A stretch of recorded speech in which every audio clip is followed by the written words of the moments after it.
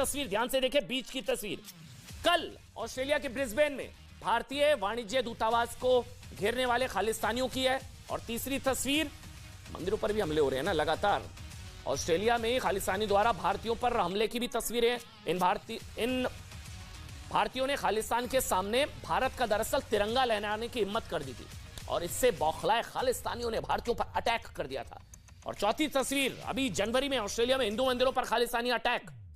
अभी पांचवी तस्वीर कनाडा की, जहां पिछले साल दिवाली के मौके पर खालिस्तानियों ने दिवाली मनाते भारतीयों पर हमला कर दिया था। छठी तस्वीर, लंदन में भारत के उच्चायोग पर हमले की तस्वीर है। 6 तस्वीरें, भारत के खिलाफ के का खतरा, खालिस्तान एक बड़ा खतरा बनता हुआ नजर आ रहा है।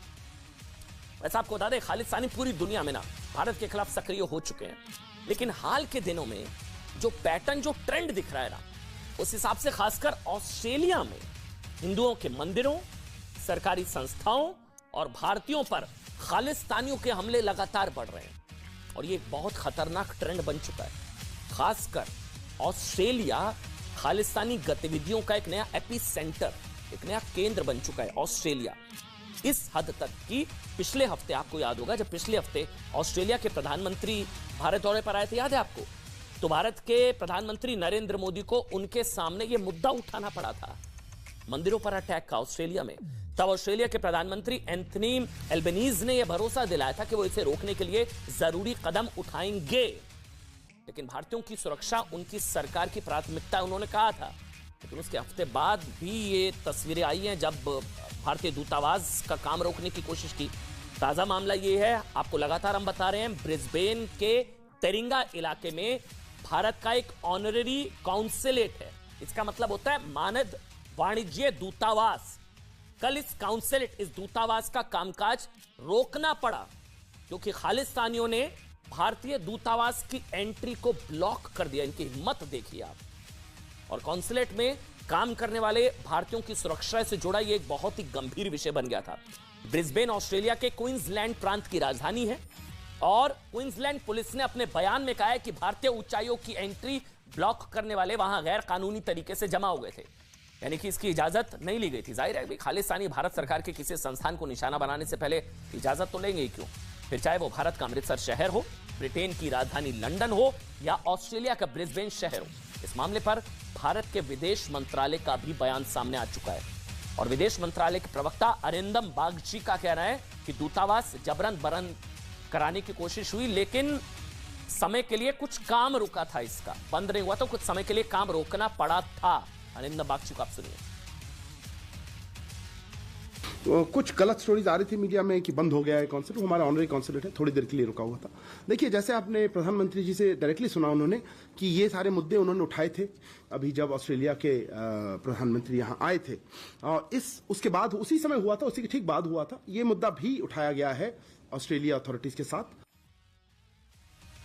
देखिए, ब्रिस्बेन के भारत के दूतावास पर खालिस्तानियों के हमले के वक्त वहां मौजूद एक भारतीय मूल के ऑस्ट्रेलियाई नागरिक परविंदर सिंह ने अपने बयान में जो कहा है ना, वो बता रहे उन्होंने देखा, वो मैं आपको पढ़कर सुनाता हूं। उन्होंने क्या कहा, परविंदर सिंह, उन्होंने कहा कि इन गुंडों को यह तय करने का कोई हक नहीं होना चाहिए, इन गुंडों को यह तय करने का कोई हक नहीं होना चाहिए कि हम ऑस्ट्रेलिया में कैसे रहेंगे। जब हम गुरुद्वारे जाते हैं तो ये गुंडे हमें वहां भी डराते हैं। भारतीयों की सुरक्षा से जुड़ा मसला है ये बहुत बड़ा, और अब ये खालिस्तानी समर्थक हमारी जीवन के हर हिस्से में दखल देने लगे हैं और स्थितियां बहुत खराब हो रही हैं। परविंदर सिंह, ऑस्ट्रेलियाई नागरिक, इस भारतीय मूल के ऑस्ट्रेलियाई नागरिक ने यह भी कहा है कि ऑस्ट्रेलिया की सरकार को खालिस्तानियों से पूरी सख्ती के साथ निपटना चाहिए।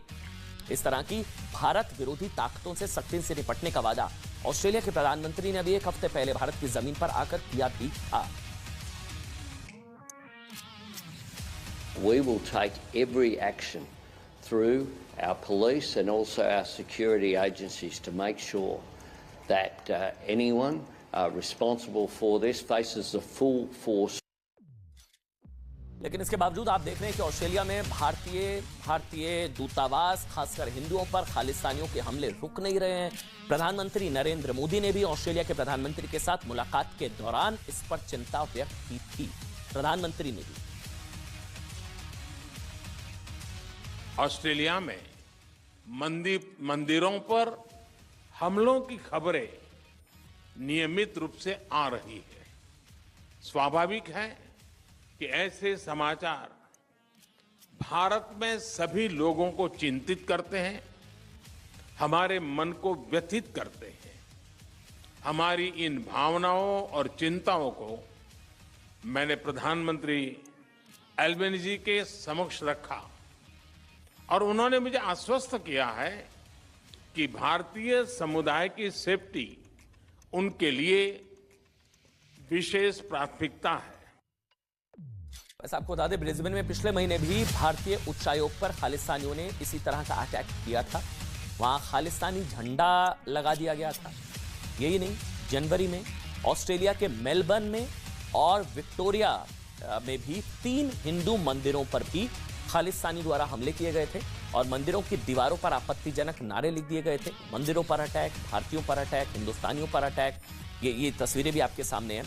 खालिस्तानी दरअसल पंजाब को भारत से अलग करके अपने लिए एक अलग देश बनाना चाहते हैं। खालिस्तान भारत में 4 दशक पहले इस हिंसा को खत्म कर दिया गया था, लेकिन अब खालिस्तानी एजेंडे को ऑस्ट्रेलिया, ब्रिटेन और कनाडा जैसे देशों में खाद्य पानी मिल रहा है। बहुत सीरियस इशू है और इन देशों में भारतीयों के खिलाफ खालिस्तानियों के हमले लगातार बढ़ रहे हैं। लेकिन हैरानी की बात जानते क्या है? हैरानी की बात यह है कि इन खालिस्तानियों के निशाने पर कभी पाकिस्तान नहीं होता, कभी भी पाकिस्तानी नहीं होते। जबकि बंटवारे के समय, ध्यान से सुनिएगा, बंटवारे के समय पंजाब का ज्यादातर हिस्सा पाकिस्तान के पास चला गया। सिखों के कई बड़े धर्मस्थल भी पाकिस्तान में हैं। आप जानते हैं, पंजा साहिब, करतारपुर साहिब, ननकाना साहिब जैसे महत्वपूर्ण, ये देखिए आप, महत्वपूर्ण धार्मिक स्थल भी जो है ना वो पाकिस्तान में है। लाहौर